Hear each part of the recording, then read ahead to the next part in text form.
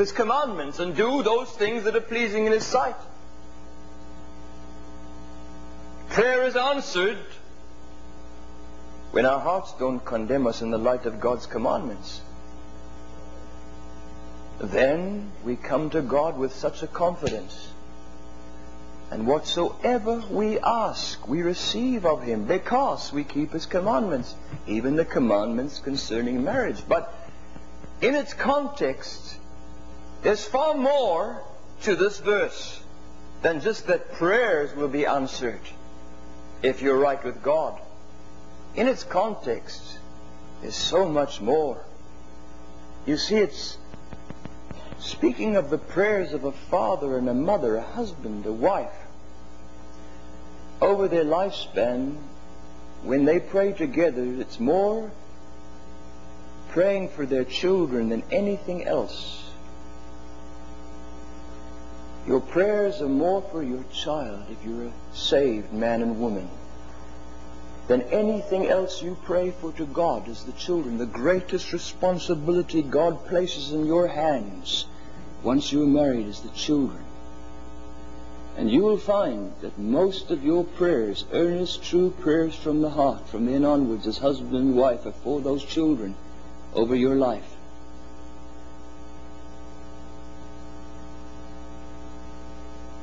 That your prayers be not hindered.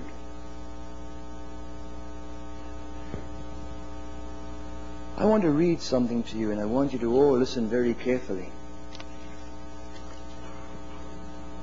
Oh, how our prayers will be hindered when we pray for our children if we were not holy in our marriage.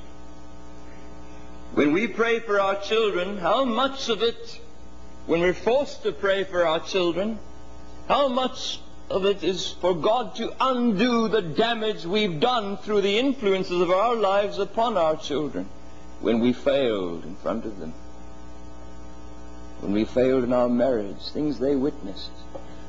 Oh, how much is to undo the damage our lives did in our children's lives. I'm not talking about the normal prayer, but when you're forced to pray, Father, how much of it is the result of your failures? How can you expect God to answer your prayers for your children to be holy? You pray that, mother?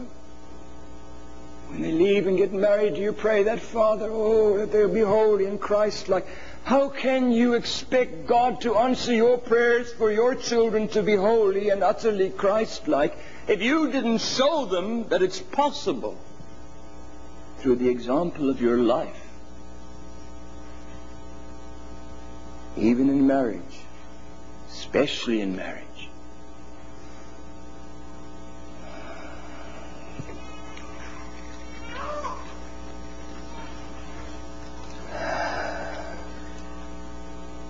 That your prayers be not hindered. If you don't obey God concerning what He wants you to be, wife, what He tells you to be, it weighs a lot. I was in a town a while back. A lady asked to see me, and I was unable to see her, so they squeezed in this little time because she persisted. She came to the home where I was staying. They put me in the lounge, sat with her, and after a while, as she sat there weeping, she spoke and said, I have a daughter who married a young man, and he told us he was saved. He convinced us he's born of God. He's a Christian. And so he married my daughter. And there's been nothing but sorrow. And now he doesn't want her anymore. He wants to divorce. What can I do? She said. What am I going to do?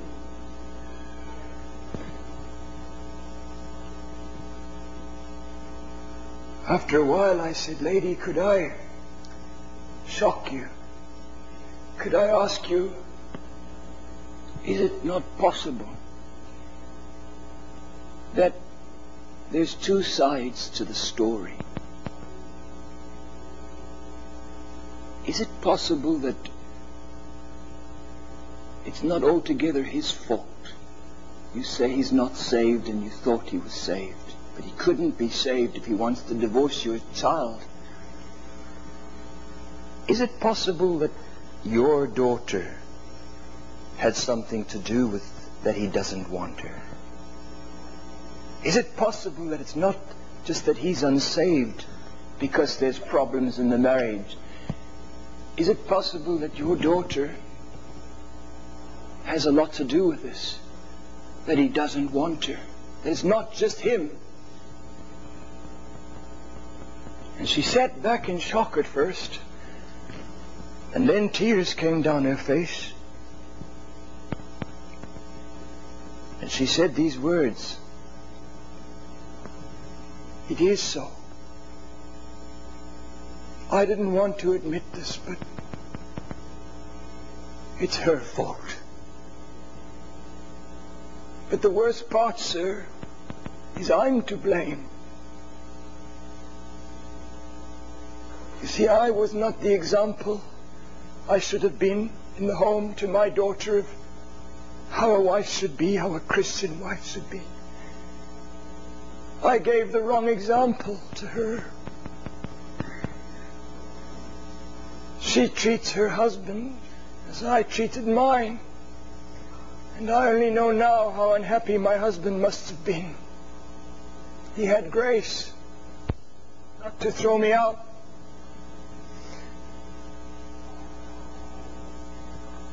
It's my fault, sir.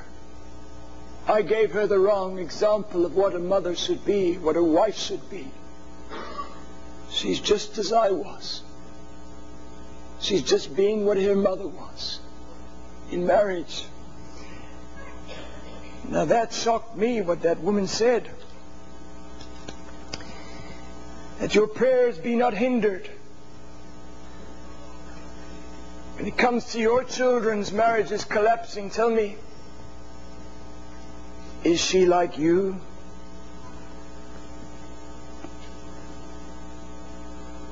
Is she like you, lady? What you showed her, the example? That your prayers be not hindered. If you couldn't prove it to them in your life, oh, how hindered your prayers are going to be for them to live the life that you couldn't prove to them is possible in marriage. I was in a town where there was this godly woman, and oh, what a woman of God she was. She stood out as a sore thumb amongst all God's people. Years went by, years and years and years, and I returned to that town. Her little children had grown up. They had children of their own. And this godly woman was old now. I stayed in the home of her daughter while I was preaching in the same town now, some 28 years later. And they brought the old godly woman down for one meal, and after the meal, when she left, I said to the daughter, "You know, your mother staggered me when I was in this town many years ago. Her life, her Christ-likeness, her gentleness. It's like she has no ability to be unkind. There's nothing but kindness just flowing out of her to no matter who is being spoken of, no matter who does wrong. There's just this inability to say an unkind word about anyone.